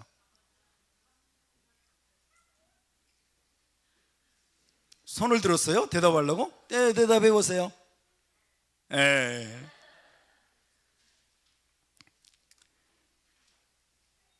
자, 그것에 대해서 우리는 성경에서 뭐라고 가르치고 있는지를 살펴야 되겠죠. 우리는 성경이 말씀하는 데까지 말해야 됩니다. 성경이 말씀하는 데까지 말하고 그 이상에 대해서는 굉장히 조심해야 돼요. 그 이상에 대해서는 함부로 말해서는 안 되고 조심해야 됩니다. 자, 먼저 아버지 하나님이 보좌에 앉아 계시고 그분이 만유를 통치하시고 다스리신다는 사실은 재론의 여지가 없죠. 여기에 이의가 있으신 분 계십니까? 아버지 하나님이 보좌에 앉아 계신다는 수많은 구절이 있습니다. 수많은 구절들이 있는데 그 중에 두 가지만 딱 찾아보겠습니다. 시편 9편 7절입니다. 시편 9편 7절.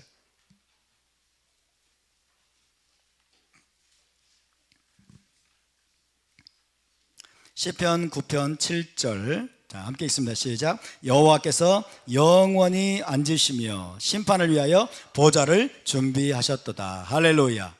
여호와께서 영원히 보좌에 앉으신다고 말이에요. 영원히 앉으시며 심판을 위하여 보좌를 준비하셨다. 심판의 보좌에 그분이 앉아 계신다는 뜻입니다. 시편 11편 4절입니다. 11편 4절. 한 구절만 더 찾아봅니다. 시편 11편 4절 시작. 여호와께서는 그의 성전에 계시고 여호와의 보좌는 하늘에 있으며 그의 눈이 인생을 통촉하시고 그의 안목이 그들을 감찰하시도다. 할렐루야. 여호와의 보좌는 하늘에 있으며, 하늘에 있는 보좌에 누가 앉아 계세요? 여호와 하나님이, 아버지 하나님이 앉아 계십니다. 동의하십니까? 믿으십니까? 네, 여기에 대해서 우리가 이의를 제기할 필요가 없습니다. 이처럼 아버지이신 여호와 하나님은 하늘 보좌에 앉아서 만유를 통치하시고 만유를 심판하시는 분이십니다. 그렇다면 아들 예슈아는 어떨까요? 아들 예슈아는 하늘 왕궁에 그분을 위한 보좌가 따로 있을까요? 없을까요? 따로 있을까요? 없을까요? 이것도 거수로 한번 해볼까요? 자, 두말할 필요 없이 성경을 찾겠습니다. 자, 마가복음으로 우리가 막아버립시다. 마가복음 16장 19절. 마가복음 16장 19절입니다.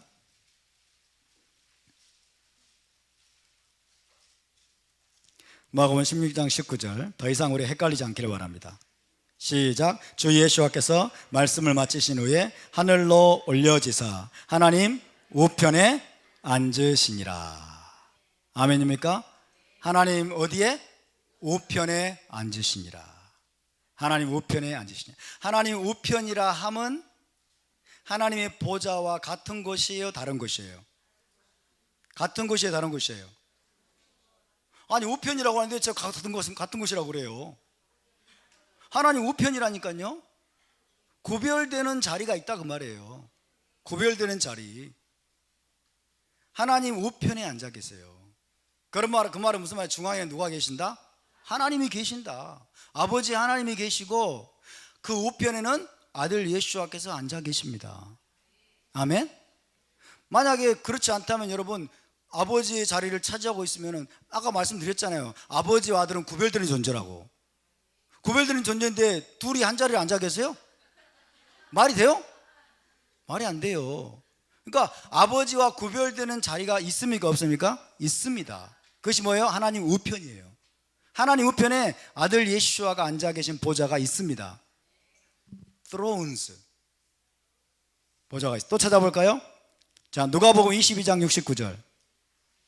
누가복음 22장 69절. 누가복음 22장 69절입니다.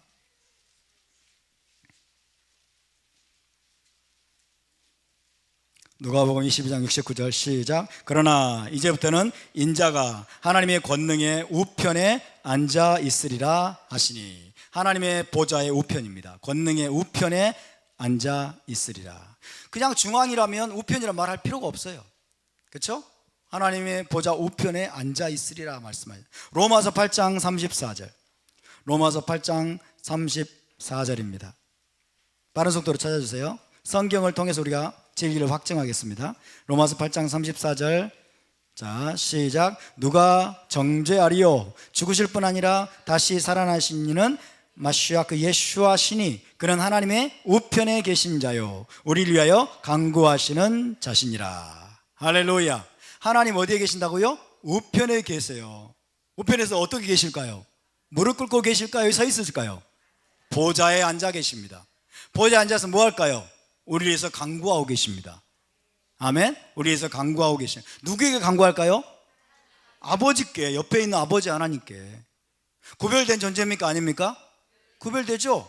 구별이 안 되고 가운데 그냥 아버지하고 그냥 이게 뭐라고? 싱크로나이제이션? 이렇게 돼 있으면 뭐 어떻게 간구를 하는 거예요? 말 안 되죠?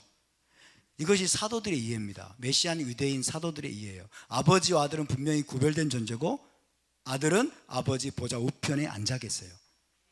아멘? 또 찾습니다. 골로새서 3장 1절. 자, 골로새서를 통해서 우리가 거짓 교리를 골로 보내버리기를 원합니다. 아재개가 때로는 재밌어요. 골로새서 3장 1절. 시작. 그러므로 너희가 마시아와 함께 다시 살리심을 받았으면 위의 것을 찾으라. 거기는 마시아께서 하나님 우편에 앉아 계시느니라. 할렐루야. 하나님 우편에 앉아 계시느니라. 히브리서 1장 3절입니다. 히브리서 1장 3절. 자, 빠른 속도로.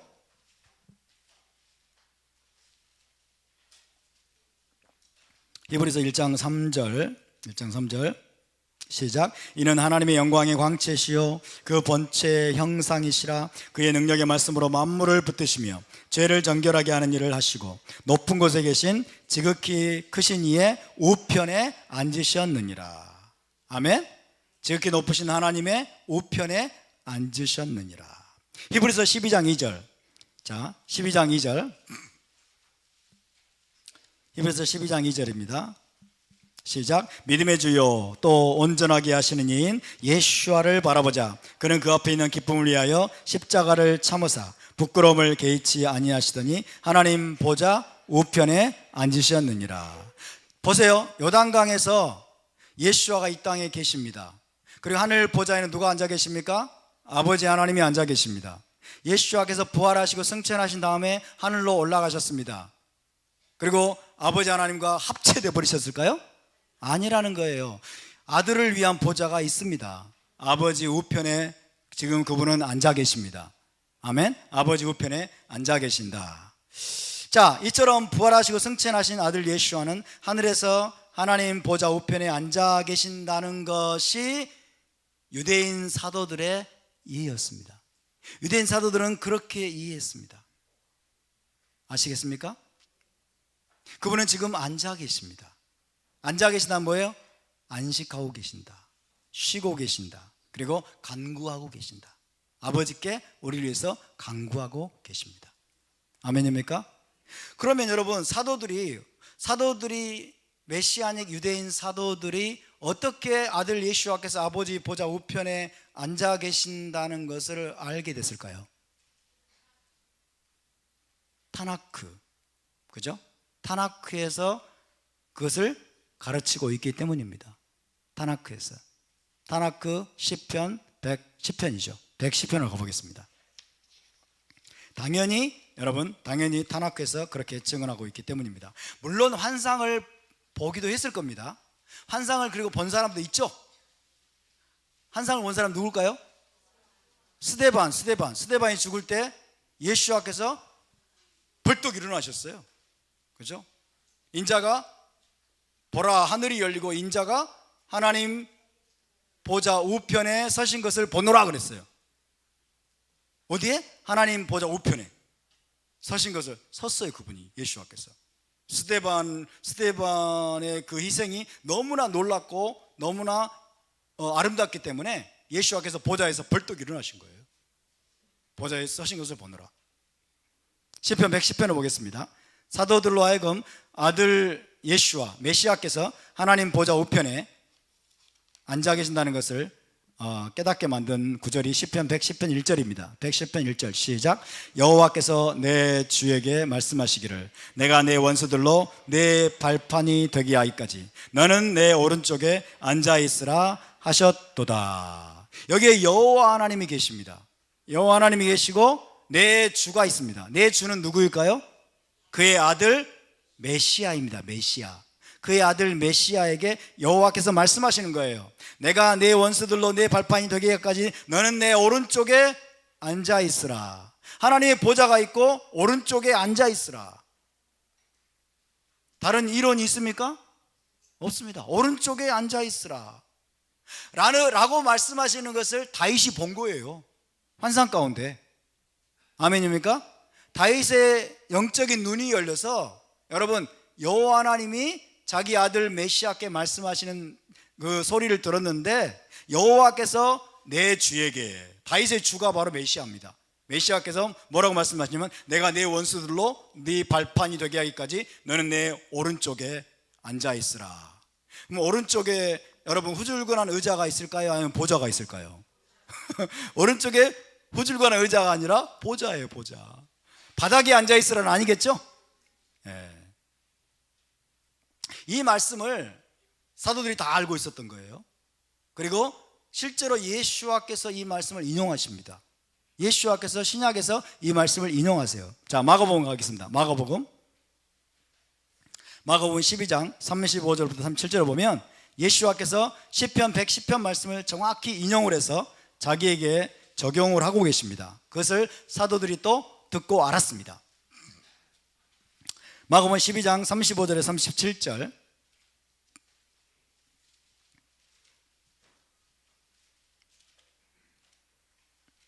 35절부터 시작. 예수와께서 성전에서 가르치실세 대답하여 이르시되 어찌하여 서기관들이 마시아 그를 다윗의 자손이라 하느냐. 다윗이 성령에 감동되어 친히 말하되 주께서 내 주께 이르시되 내가 내 원수를 내 발 아래에 둘 때까지 내 우편에 앉았으라 하셨도다 하였느니라. 다윗이 마시아 그를 주라 하였은즉 어찌 그의 자손이 되겠느냐 하시니 많은 사람들이 즐겁게 듣더라.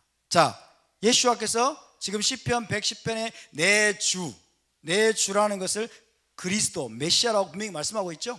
다윗이 메시아를 향해서 이렇게 얘기했다는 거예요. 메시아를 향해서 주께서 여호와께서 내 주 즉 마시아크에게 말씀하셨다는 것을 주님이 말씀하고 있어요. 그 메시아가 바로 예수와이십니다.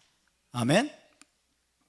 자, 이렇게 시편 110편 1절 말씀을 사도들이 알고 있었을 뿐만 아니라 예수와께서 이 말씀을 인용해서 말씀하셨던 것을 사도들이 다 알고 있었어요. 그래서 아하, 우리 주 예수와 마시아크는 하나님의 아들이시고 신성을 가진 분이시고 하나님의 형상이시고 하나님 보좌 우편에 지금 앉아 계신 분이라는 사실을 여러분 이들이 분명하게 알았던 것입니다. 할렐루야. 자, 그렇다면 여러분, 하나님의 오른편은 어떤 위치입니까? 오른편에 앉으셨다고 했는데, 오른편이라 하는 것은 아버지 하나님의 버금가는 권위와 위엄의 자리예요. 아버지 오른편은 능력을 말합니다. 능력과 위엄을 말하는데, 아버지 하나님의 능력과 권위에 버금가는 자리, 위엄의 자리가 바로 오른편입니다. 오른편. 실제로 여러분, 하나님께서는 자신의 모든 권위와 권세와 능력을 아들 예수와께 전부 위임하셨어요. 아멘입니까? 하나님의 모든 권세와 위엄과 능력을 아들 예수와께 위임하시고 맡기셨습니다. 심지어 여러분, 하나님은 심판하는 권세까지 아들에게 맡기셨어요. 심판하는 권세까지 맡기시고 아들을 통해서 그분 하나님은 말씀하세요. 아들을 통해서 이 땅에서 역사하십니다. 아들을 통해서 지금 아들 예수를 통해 이 땅에서 그분의 구속의 목적을 하나님이 이루십니다. 하나님의 모든 역사는 아들을 통해서 이루어진다는 것을 기억하시기 바랍니다. 왜? 아들에게 하나님은 모든 권위를 위임하셨어요. 그래서 예수와께서 뭐라고 말씀했어요? 마태복음 28장에서 하늘과 땅의 모든 권세를 내게 주셨으니, 하늘과 땅의 모든 권세를 내게 주셨으니. 아멘. 이것은 하나님에게 권위가 없다는 뜻이 아닙니다. 하나님 아버지께 권위도 없고 위엄도 없다, 그런 뜻이 아니에요. 여러분, 물론 하나님이 최종적인 권위를 가지고 계신 분이에요. 그런데 아들에게 그런 권위를 실어주는 거예요. 아들에게 모든 권위와 위엄과 능력과 권세를 아들에게 다 위임하시고 아들이 이 모든 일을 행하실 수 있도록 하나님은 하시는 분이라는 뜻이에요. 심판조차도 아들에게 맡기셨어요. 심판하는 권세까지도. 자, 하나님이 어떻게 아들을 높이시는지 한번 볼까요? 에베소서 1장 20절부터 보겠습니다. 에베소서 1장 20절에서 22절. 자, 오른편이라고 하는 것은 하나님의 모든 권위와 능력과 위엄을 상징하는 자리입니다. 에베소서 1장 20절부터 22절까지 함께 있습니다. 시작. 그의 능력이 마시아 그 안에서 역사하사 죽은 자들 가운데서 다시 살리시고 하늘에서 자기의 오른편에 앉히사 모든 통치와 권세와 능력과 주권과 이 세상뿐 아니라 오는 세상 일컫는 모든 이름 위에 뛰어나게 하시고 만물을 그 발 아래 복종하게 하시고 그를 만물 위에 교회요 머리로 삼으셨느니라. 할렐루야. 모든 이름 위에 뛰어난 이름을 예수와께 주신 거예요. 하나님의 모든 권위를 예수와께 위임하셨어요. 그것을 상징하는 자리가 바로 오른편이다. 오른편이다. 요한복음 그래서 5장 22절 보겠습니다. 요한복음 5장 22절에서 23절. 요한복음 5장 22절 23절. 자, 보세요. 아들 예수와가 얼마나 중요한 분인지를 우리가 알아야 됩니다. 요한복음 5장 22절 23절 시작. 아버지께서 아무도 심판하지 아니하시고 심판을 다 아들에게 맡기셨으니 이는 모든 사람으로 아버지를 공경하는 것 같이 아들을 공경하게 하려 하심이라. 아들을 공경하지 아니하는 자는 그를 보내신 아버지도 공경하지 아니하느니라. 할렐루야. 하나님이 아무도 심판하지 않는데요. 아들을 통해서 하신대요. 왜냐하면 아들을 공경하도록 하기 위해서. 아들을 하나님이 높이신 겁니다. 그래서 아들을 공경하지 아니하는 자는 아버지를 공경하지 않는 것입니다. 유대인들은 지금 아들 예수와를 증오합니다. 저주합니다. 공경하지 않습니다. 그러면서 하나님을 사랑한다고 말합니다. 이것이 악시모란이라는 거예요. 이거 하나님의 질서를 모르기 때문에 그런 거예요. 그들의 눈이 가려져서 그래요. 하나님을 향한 마음은 좋습니다. 아드나의 하드, 쉐마 이스라엘 맨날 고백하고 합니다. 그런데 아들을 거절하고 있는 거예요. 그런데 하나님은 아들에게 모든 걸 맡기셨어요. 아들에게 모든 권위와 아들에게 모든 심판 권한까지도 주신 거예요. 하나님은 아들을 높이기 원하십니다. 아들을 통해서 만유를 통치하십니다. 아멘. 아들을 알게 하신 하나님을 찬양합니다. 여러분, 그 아들을 사랑하시기 바랍니다. 그래서 시편 1편에서 그 아들에게 입맞추라고 하신 거예요. 그 아들에게 입맞추라. 할렐루야.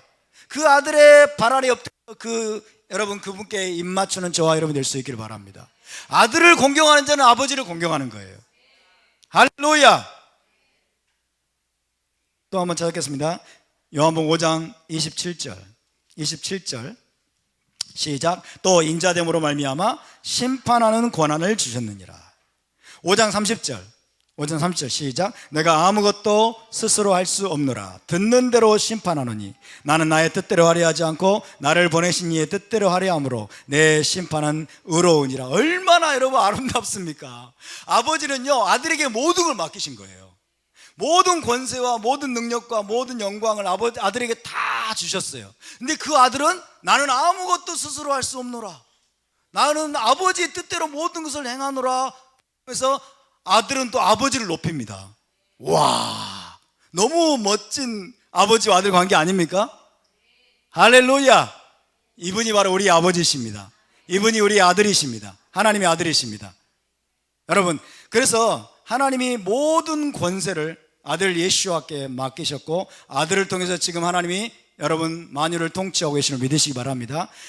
그래서 여러분 장차 모든 사람이 하나님의 심판대 앞에 설 거예요. 하나님의 심판대 앞에 서서 자기가 행한 대로 하나님 앞에 받을 것인데 그 심판대 이름을 뭐라고 하면 그리스도의 심판대라고 그래요. 마시아크의 심판대다라고 말합니다. 그러면 여러분 하나님의 심판대가 따로 있고 그리스도의 심판대가 따로 있고 그게 아니에요. 이해되십니까? 메시아께서 하나님의 모든 심판의 권세를 위임받아 가지고 여러분 이 땅에 있는 모든 인류를 심판하는 그 심판대가 바로 메시아의 심판대입니다. 마시아 그 심판대예요. 이해되십니까? 하나님의 거룩한 질서를 여러분 저와 여러분이 깨닫기를 바랍니다. 디모데후서를 보겠습니다. 디모데후서 4장 1절. 자, 여기까지 찾아고 오늘 좀 마치겠습니다. 여기까지는 끝내야 될 것 같아요. 애매하게 끝내면 또 곤란하니까. 디모데후서 4장 1절 시작. 하나님 앞과 살아있는 자와 죽은 자를 심판하실 마시아 그 예수 앞에서 그가 나타나실 것과 그의 나라를 두고 엄히 명하노니.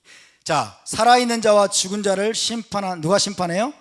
메시아이신 예수와께서 산 자와 죽은 자를 심판하는 권세를 그분이 행하시는 것입니다.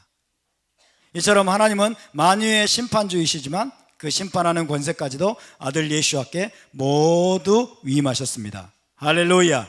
하나님의 모든 권세, 위엄과 영광과 능력을 위임받았음을 나타내는 자리가 바로 하나님 보좌 우편입니다. 하나님 보좌 우편, 그 자리가 바로 우편입니다. 자, 그래서 오늘 제가 다니엘서 7장 9절에서 지금 이 한 구절만 지금 하고 있는 거예요.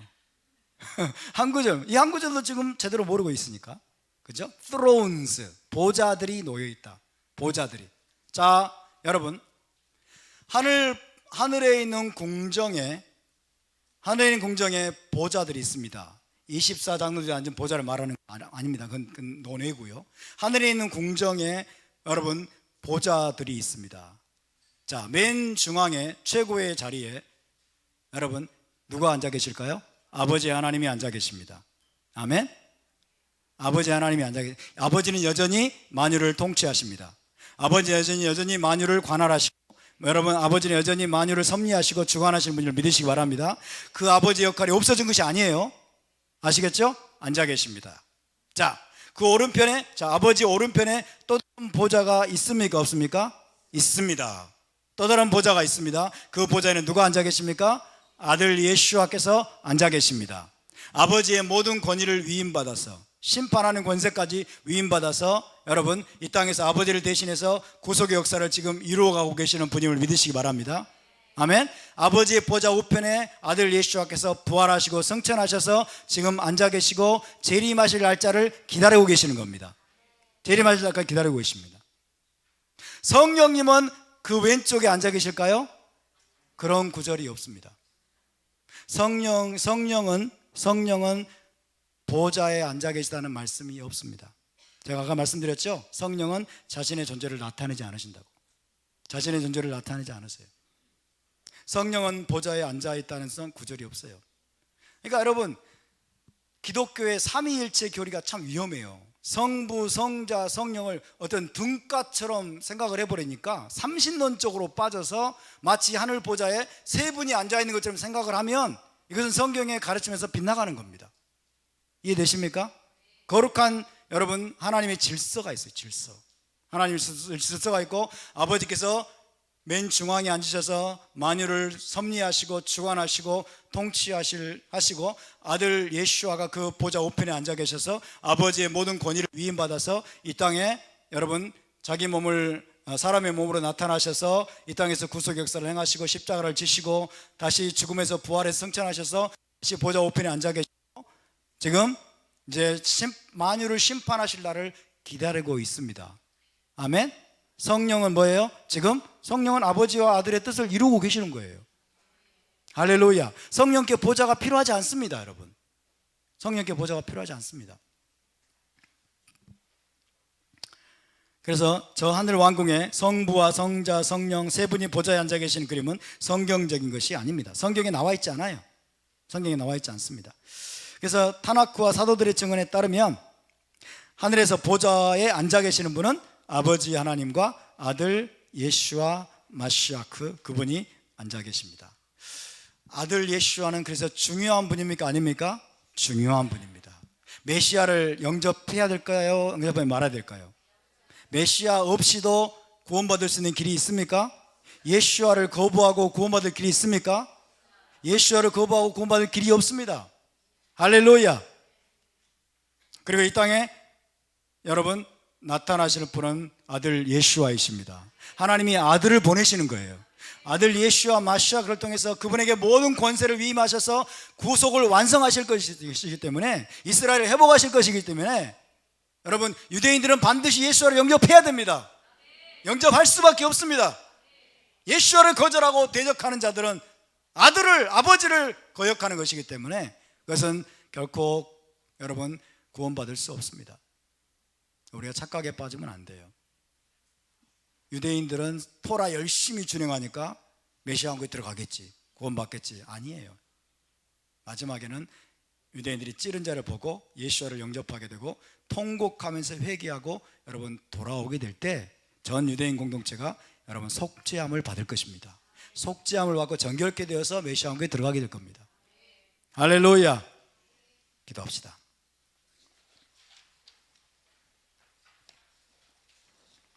다음 주에 계속해서 다니엘서 7장 말씀을 나누겠습니다. 시간이 많이 지났는데 기도하기 전에 저기 하만 타신 하나씩 나눠주세요. 하만 타신을 우리가 하나씩 먹고 기도하겠습니다. 늦게 끝나면 히브리어 강의가 짧아지니까요 걱정 안 하셔도 됩니다. 하만신 하나씩 받으시고 가지고 계세요. 다 같이 함께 먹습니다. 같이 먹고 하나씩 받으시고, 이게 반유대주의의 상징입니다. 반유대주의를 박살내겠습니다. 반유대주의에 맞서 싸우겠습니다.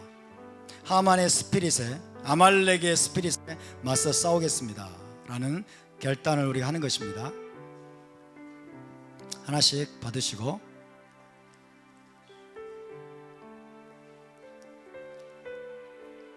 받으셨으면 드세요. 드십시오. 드십시오. 드시고 기도하겠습니다.